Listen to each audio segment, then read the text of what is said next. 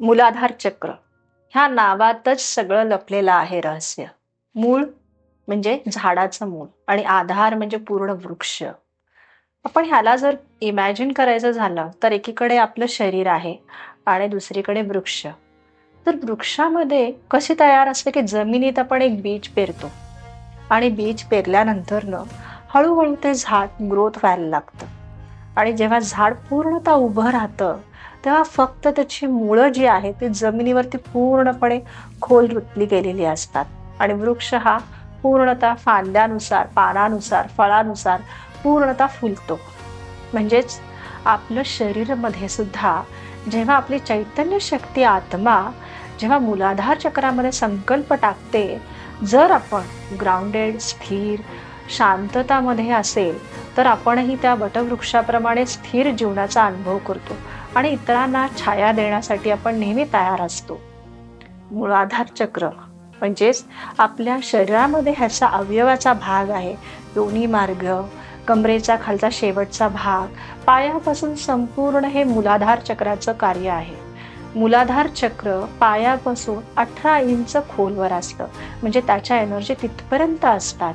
जेव्हा तुम्ही साधना करायला सुरुवात करता आणखीन जीवनामध्ये शांतता अनुभव करायला शिकता.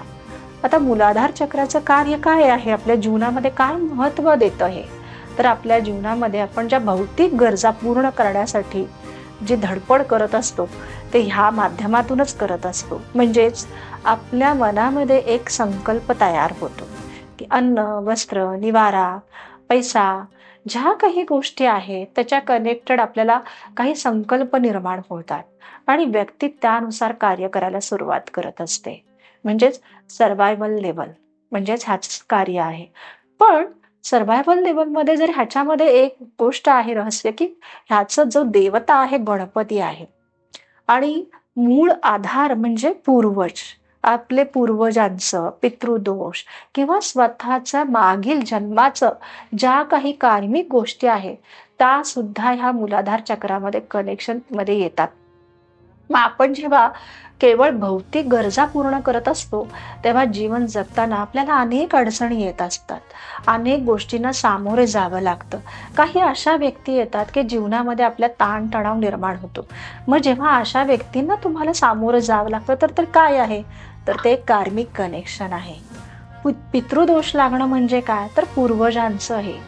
हा सर्व गोष्टी कुठे येतात, तर मूलाधार चक्राशी कनेक्टेड येतात.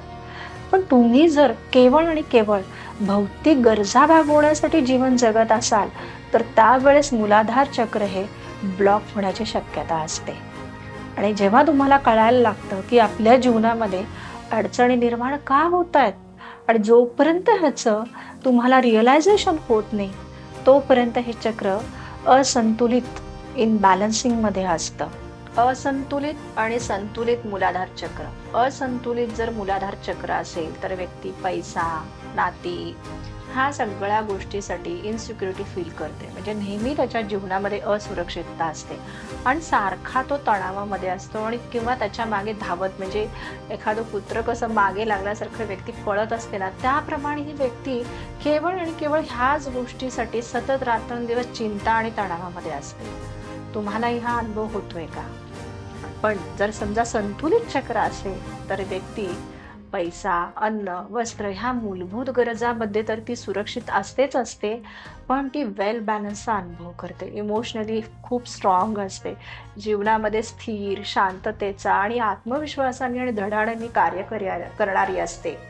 आणि हे जे काही पूर्वज, पितृदोष ह्या सगळ्या गोष्टीच्या त्रासातून, शापातून ती मुक्त असते. म्हणजेच एक स्टेबल व्यक्तिमत्व आणि आत्मविश्वासाने कार्य करणारे पाहायचे असेल तर त्याचं मूलाधार चक्र संपूर्णतः सुरक्षित असतं. या संदर्भाच्या अफर्मेशन जे आहे मी तुम्हाला देत आहे खाली लिंकमध्ये, त्या चेक करा. आणि ह्या व्हिडिओच्या माध्यमाद्वारे तुम्हाला मूलाधार चक्राविषयी जर जाणीव झाली असेल आणि तुमचं चक्र केवळ आणि केवळ तुम्ही सर्वायवल लेव्हलला जर बघत असाल तर त्याला हिलिंगची अत्यंत गरज आहे.